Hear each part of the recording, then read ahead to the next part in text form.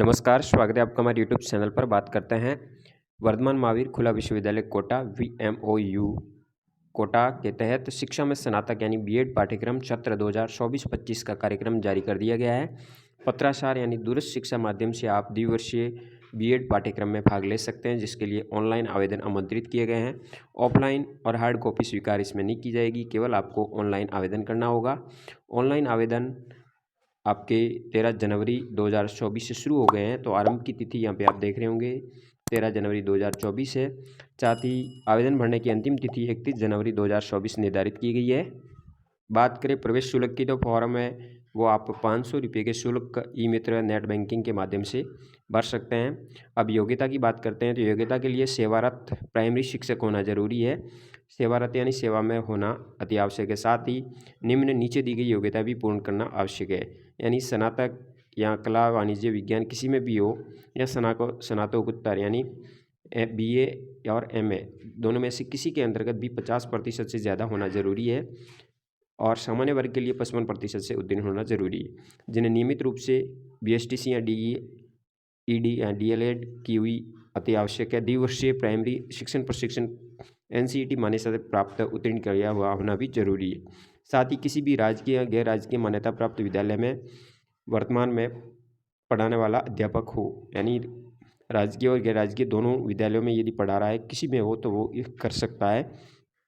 तो ये 3 योग्यताएं इसके लिए निर्धारित की गई है। साथ ही 5% की छूट दी जाएगी, जो कि तलाकशुदा महिला, विधवा, दिव्यांग आदि के तहत। 2 वर्ष का ये पाठ्यक्रम नियमित रूप से NCET मान्यता प्राप्त द्वारा होना जरूरी है, जो कि BSTC या DLED जो भी की हुई है वो नियमित होनी चाहिए। बात करते हैं पाठ्यक्रम की अवधि, तो 2 वर्ष न्यूनतम 2 वर्ष है और अधिकतम 5 वर्ष में आप इसको उत्तीर्ण कर सकते हैं। साथ ही प्रथम वर्ष में शुल्क रहेगा 26,880 रुपये और द्वितीय वर्ष में भी रहेगा 26,800 रुपये, यानी दोनों सत्रों की अलग अलग फीस रहेगी 26,000। फिर शिक्षण अनुभव प्रमाण पत्र आपको पेश करना होगा, जो कि इसके फॉर्म विज्ञप्ति में या इसमें सबसे अंत में दिया गया है, तो वो भी हम आपको आगे बताएंगे। तो शिक्षण अनुभव प्रमाण पत्र भी आपको देना होगा।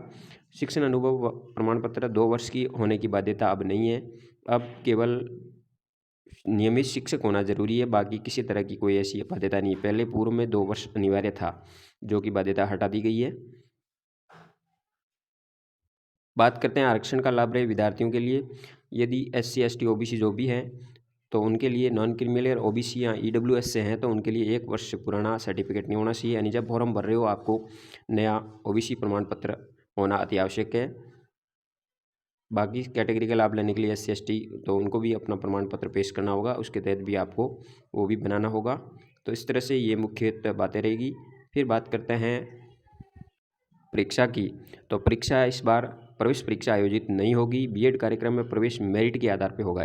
इस बार परीक्षा का आयोजन नहीं होगा, केवल मेरिट से इनका निर्धारण होगा। वरीयता सूची में आने वाले अभ्यर्थियों को उनके द्वारा मोबाइल नंबर पर SMS के द्वारा सूचित भी किया जाएगा और विश्वविद्यालय की वेबसाइट पर भी आप देख सकेंगे।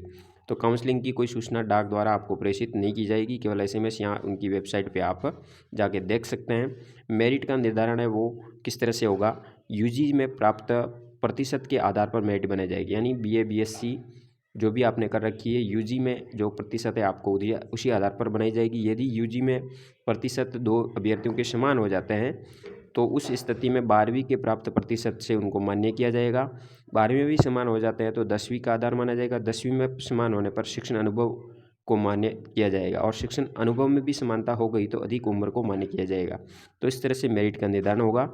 बीएड कार्यक्रम 2024 में प्रवेश हेतु आवेदन पत्र के साथ आपको निम्न काउंसलिंग के समय पेश करने होंगे, जिसमें डोमिसियल प्रमाण पत्र यानी मूल निवास प्रमाण पत्र, BSTC मार्कशीट, 10वीं कक्षा की मार्कशीट, 12वीं कक्षा की मार्कशीट, BA की मार्कशीट, MA की मार्कशीट, आयु प्रमाण पत्र, शिक्षण अनुभव प्रमाण पत्र, जाति प्रमाण पत्र, सेवारत या सेवा मुक्त सेवानिवृत्त जो भी रक्षाकर्मी है उनके लिए प्रमाण पत्र, कश्मीरी है तो विस्थापित प्रमाण पत्र, तलाकशुदा है तो उसका प्रमाण पत्र, तो विकलांग है तो विकलांगता प्रमाण पत्र। इस तरह से ये आवेदन फॉर्म के साथ आपको अटैच करना होगा। जब काउंसलिंग होगी तो आपको पेश करना होगा निम्न डॉक्यूमेंट। बात करते हैं शिक्षण अनुभव प्रमाण पत्र की, जो कि आपको बनाना होगा। तो शिक्षण अनुभव प्रमाण पत्र इस तरह से बनेगा। विद्यालय का क्रमांक आपको यहाँ देना है, दिनांक लगेगी, यहाँ पे नाम आएगा, या पिता का नाम, विद्यालय का नाम जहाँ आप वर्तमान में कार्यरत है। यहाँ पे आपको किस दिनांक से आप कार्यरत है, कौन सा लेवल पे ले रहे हैं, कितनी आपकी मासिक वेतन है और कितनी वार्षिक आय है वो यहाँ पे भरनी होगी। फिर यहाँ पे नीचे की तरफ जाओगे तो 2 आपके सामने कॉल आ रहे हैं जहाँ पे आपको राइट का चिन्ह करना है। यदि आप राजकीय विद्यालय में हैं और राज्य सरकार के द्वारा संचालित विद्यालय में तो इसके ऊपर राइट करेंगे। यदि गैर राजकीय विद्यालय में आप पढ़ा रहे हैं तो इसके ऊपर टिक करेंगे और उसकी मान्यता क्रमांक और दिनांक लिखेंगे स्कूल की। यदि आपने 2 नंबर टिक किया है तो आपको यहाँ पे प्रति हस्ताक्षर करवाना होगा जिला शिक्षा अधिकारी या उसके सक्षम यानी उसके तहत जो सक्षम अधिकारी उसकी यहाँ पे सील के साथ आपको साइन करवाना होगा। ये केवल निजी विद्यालय वाले को सिलेक्ट करते हैं उनके लिए। यदि राजकीय विद्यालय में आप पढ़ा रहे हैं तो यहाँ पे आपको केवल संस्था प्रधान का साइन करवाना है, यहाँ डेट लगानी है, ऊपर विद्यालय का क्रमांक लगाना होगा। यदि संस्था प्रधान खुद है तो आपको उच्च अधिकारी से इसको प्रति हस्ताक्षर करवाना होगा। इस तरह से आपको ये शिक्षण अनुभव प्रमाण पत्र भी तैयार करना है। तो VMOU कोटा के तहत आप BEd कार्यक्रम में इस तरह से आप भाग ले सकते हैं, जिनका मेरिट निर्धारण के आधार पर चयन होगा और उसके उपरांत आप इसमें काउंसलिंग के तहत अपना प्रवेश सुनिश्चित करेंगे। धन्यवाद। जानकारी अच्छी लगी तो वीडियो शेयर जरूर कीजिए। जय हिंद, वंदे मातरम।